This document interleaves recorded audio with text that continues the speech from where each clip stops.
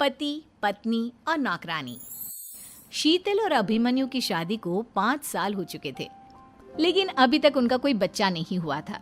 इसकी वजह से शीतल और अभिमन्यु परेशान रहते थे, लेकिन उन दोनों से ज्यादा परेशान थी शीतल की सास, यानी अभिमन्यु की माँ जानकी देवी। जानकी देवी चाहती थी कि जल्दी से जल्दी उनकी गोद में पोता या पोती आ जाए, और इसीलिए वो अपनी बहू शीतल को लेकर एक दिन हॉस्पिटल पहुंची। डॉक्टर मैडम, जरा ठीक से चेक करके बताइए ना। कई बड़े बड़े डॉक्टर को दिखाया है, लेकिन मेरी बहू माँ ही नहीं बन पाती। मैंने शीतल को बहुत अच्छे से चेकअप किया है। देखिए, बात यह है कि शीतल के अंदर माँ बनने की कैपेसिटी नहीं है। ये आप क्या कह रही हैं डॉक्टर साहब? कोई तो इलाज होगा ना, कोई दवाई दे दीजिए।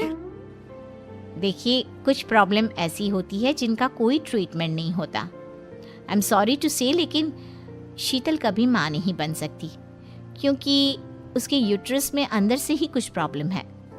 घर आने के बाद क्या हुआ माँ? कहाँ लेकर गई थी आप शीतल को?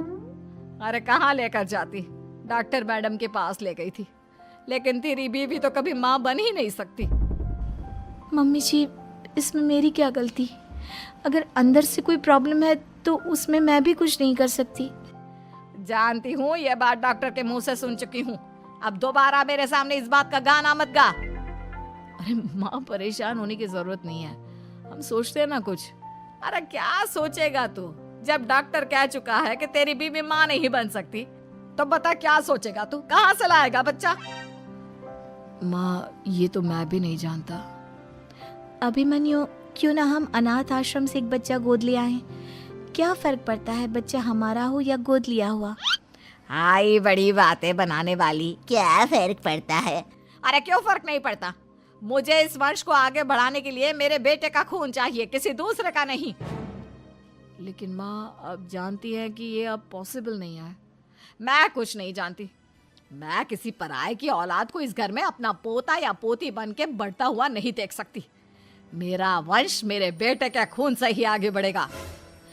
लेकिन मम्मी जी, ऐसा कैसे हो पाएगा? आप अच्छी तरह जानती है ना, मेरा और अभिमन्यु का बच्चा नहीं हो सकता।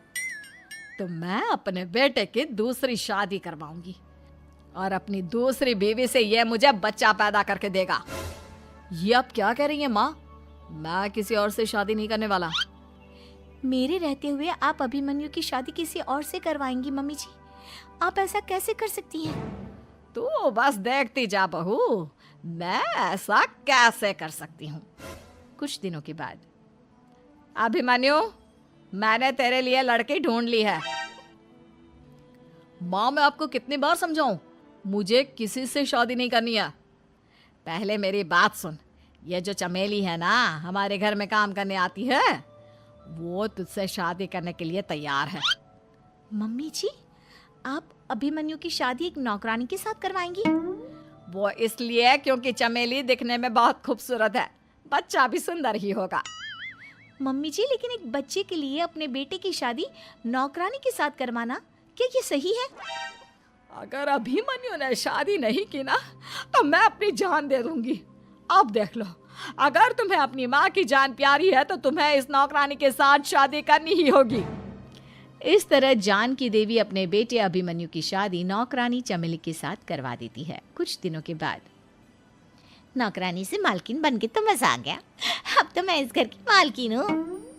देखो, अपने आप को ज्यादा मालकिन समझने की कोशिश मत करो।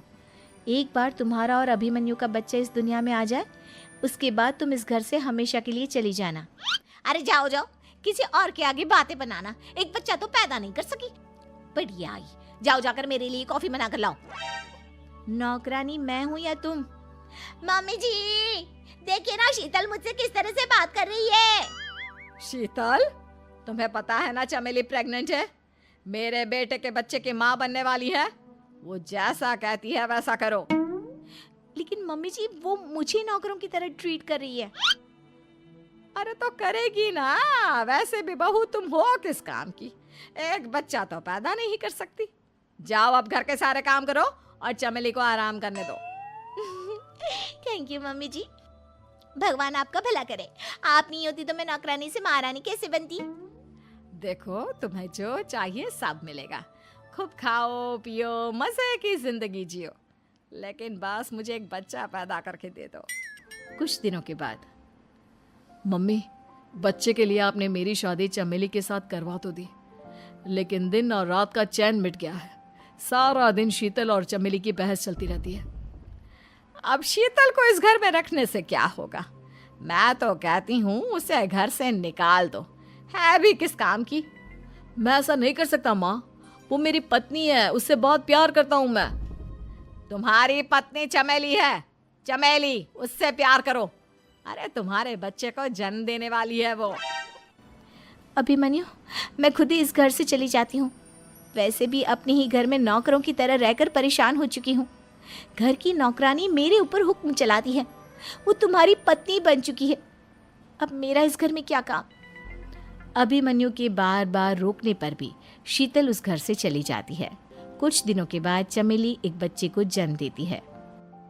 भगवान ने मेरी सुन ली, मेरे बेटे का घर भर गया, उसका अपना बच्चा इस दुनिया में आ गया। मम्मी जी, बच्चे को हाथ लगाने से पहले मेरी एक शर्त तो सुन लो। तुम कहना क्या चाहती हो चमेली? आपकी मम्मी को बहुत शौक था ना अपने पोते को खिलाने का। अब देखो, इस दुनिया में हर चीज की कोई ना कोई कीमत तो होती है। तुम अपनी आधी प्रॉपर्टी मेरे नाम कर दो, बच्चा तुम्हारे नाम। अरे लेकिन मैंने अपने बेटे से तुम्हारी शादी करवाई है, अब ये सौदेबाजी कहाँ से आ गई? जो औरत अपनी बहू को घर से निकाल कर एक नौकरानी के साथ अपने बेटे की शादी करवा दे, वो तो सौदेबाजी कर ही सकती है ना। उसका कैसे भरोसा कर सकते हैं? मुझे बस आप लोगों की प्रॉपर्टी चाहिए, उसके बाद ही बच्चे को आप हाथ लगा सकते हैं। मैंने कहा था ना मम्मी, आप गलत कर रही हैं। देखिए, उसका नतीजा आपके सामने है। जब शीतल को पता चलता है कि अभिमन्यु और चमेली का बच्चा दुनिया में आ गया है, तो वो अपने घर पहुंचती है। अभिमन्यु, कहाँ है आपका बच्चा? क्या मैं उसे देख सकती हूँ? कुछ भी मत पूछो शीतल, माँ की हुई एक गलती हम लोगों पर भारी पड़ रही है। वो नौकरानी अपनी औकात पर आ गई है और अब हमसे अपनी आधी प्रॉपर्टी मांग रही है, वो भी बच्चे के बदले में। एक बात कहूँ अभिमन्यु, आप उसे कुछ भी देने से मना कर दो। अरे कैसी बात कर रही हो? मेरे बेटे की औलाद है उसके पास, ऐसे कैसे मना कर दे? मम्मी जी, वो अभिमन्यु का बच्चा नहीं है, वो चमेली और उसके बॉयफ्रेंड का बच्चा है।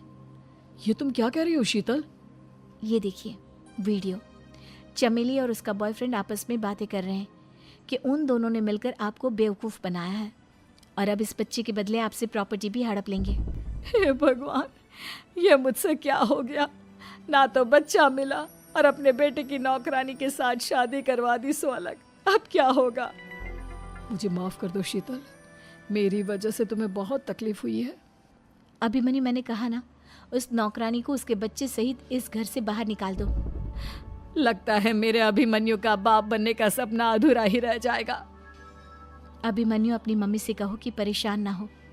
आपको याद है एक बार हम एक IVF सेंटर गए थे, मैंने फिर से वहाँ जाकर बात की थी और आपको पता है इस बार मैं प्रेग्नेंट हूँ, क्योंकि हमने वहाँ पर प्रोसीजर करवाया था जिसकी वजह से मैं प्रेग्नेंट हो गई थी और इस बात का पता मुझे बस कुछ महीने पहले ही लगा है।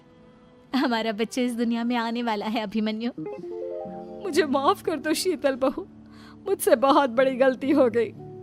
कोई बात नहीं माँ, लेकिन अब हमें उस धोखेबाज नौकरानी को इस घर से बाहर निकालना है और इस घर की मालकिन को वापस घर लाना है, वो भी अपने बच्चे के साथ।